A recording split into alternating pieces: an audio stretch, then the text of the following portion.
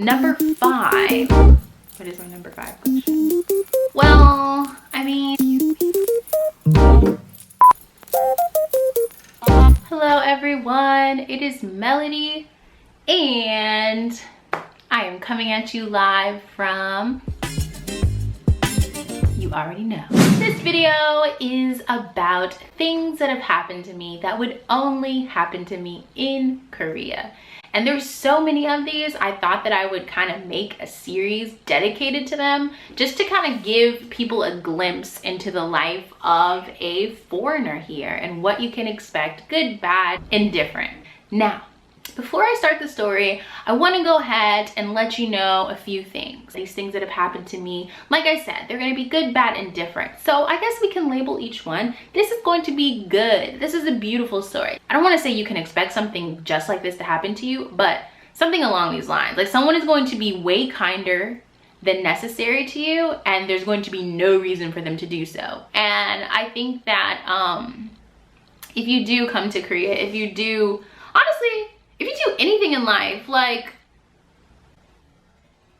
yeah, if you do anything in life, like, of course there'll be bad things, but there's gonna be some good things that just totally catch you off guard that you're not gonna be expecting, and you just look back and you just realize, like, yo, someone higher is looking out for me. Someone, you know, thank you, Jesus. Someone is looking out for me, and he's showing his love for me through these people, and you can't help but feel it and feel appreciative. So yeah, let me go ahead and start off with my story. So this is a story about the time I got in a car with a stranger in Korea and went against everything my parents taught me as a American child.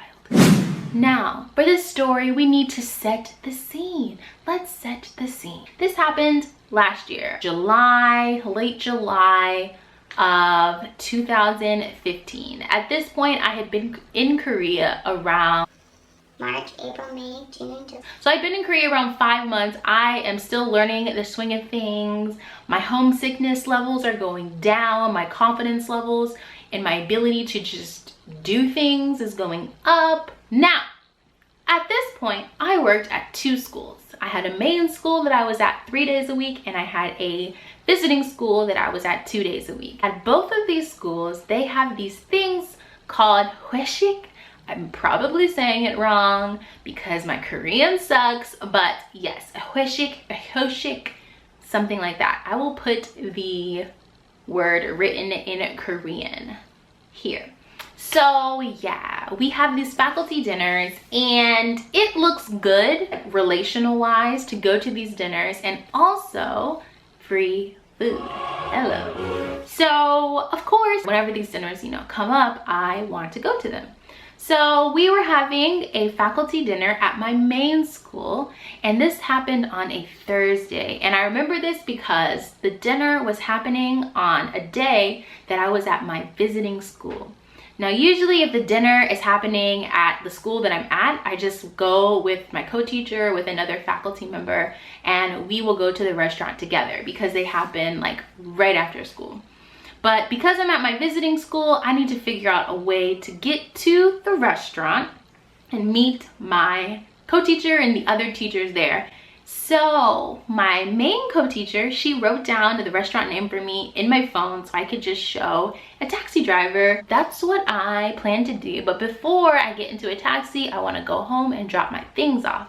I get home, drop my things off, then I leave, and I'm going to find a taxi. Looking for taxis, and I see none. I'm trying to think like, okay, what's my plan B here? And as I'm doing this, I see someone across the street. Now this is a pretty busy street. It's 3 lanes on each side with a divider in the middle.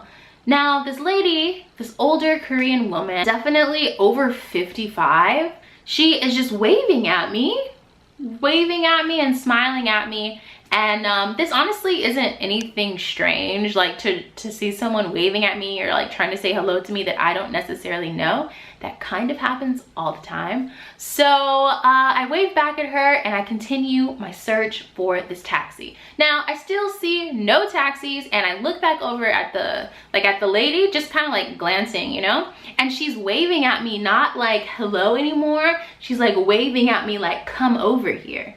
So I'm thinking, oh, okay, like maybe she has like a trick. She knows I'm trying to catch a taxi, and she knows if I'm on the other side of the street, maybe more will be coming that way. So I go over to this lady that I don't recognize, who was waving me over to her. But honestly, no like alarms are going off in my mind. I'm just like, okay, she's probably gonna help me out.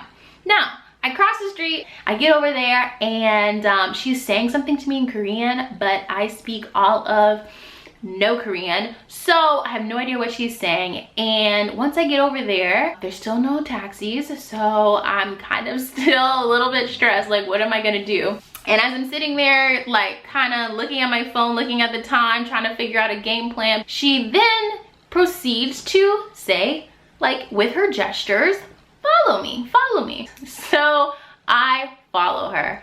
Now, we're walking, still don't recognize this lady. Oh, I forgot to mention, she also has a kid with her. It's clear that the kid is not hers because she's too old for the kid to be hers, but there's also a kid with her. So that was also, you know, that was going in her favor of me following her. Like clearly she can't be a killer if she has a child with her. So anyways, we're walking. Then we go up to this parked car in the gas station. The car is on, there's someone driving the car. It is a woman who appears to be the kid that she's with, that kid's mother. That's just kind of the dots I'm connecting because age-wise. So the little girl gets in the car, the older woman opens the passenger side seat, and she gets in and she's gesturing for me to come with her.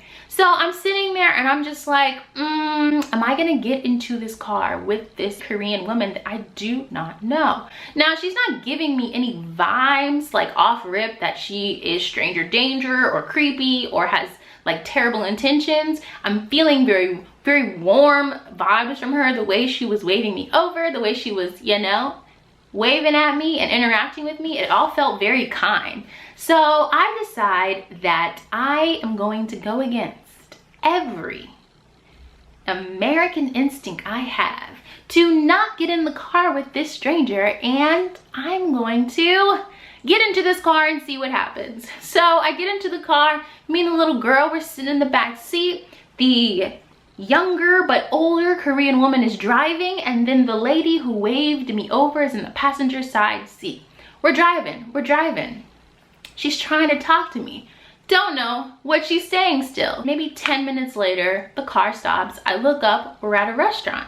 And I look around and I kind of can like peek inside, and I see the faculty members at my school sitting in the restaurant. And I'm like, whoa, like you took me to the restaurant. Thank you so much. And then I'm thinking like, how the hell did you know that that's where I was going? Like, what? How did you know this? So I try to say thank you as best I can. So, oh, 감사합니다. Like, you know, say bye to the little girl. I say bye, I get out of the car. And the older Korean woman that's in the passenger side seat, she gets out too.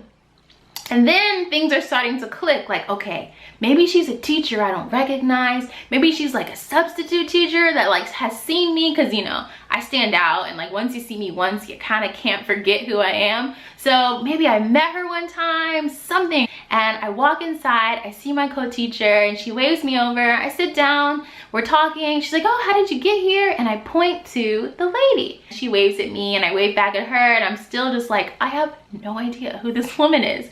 And my co-teacher then tells me that that is a cafeteria lady. And then it all clicks. She recognized me as I'm walking on the street looking for a taxi. She clearly recognized what I was doing. She saw the time, and then she knew also that there was like a faculty dinner, and she kind of put it all together. And yeah, she waved me over, had me get in the car, and took me to this restaurant. And it was just like, wow, who does that? Like, only in Korea would, one, I get into a car with a stranger, and two, have it work out so perfectly and them be doing me a favor, you know what I mean, and just really be helping me out. And it just kind of really touched my heart. Like, we have no ability to communicate, so she doesn't know who I am, we haven't talked and everything like that, but for her to like go out of her way to help me and to take me, you know, to this faculty dinner, it just was really, really cool.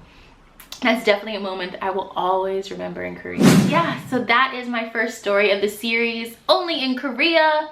Things that will happen to you that will only happen to you in Korea. I hope you guys enjoyed it. If you did and you would like to hear more stories like this, give it a thumbs up and leave me a comment below. If you haven't subscribed, be sure to. I'll put a little button here because I have some exciting things coming for you. I'm still putting together the vacation vlog, so definitely be on the lookout for that. And I think that is it.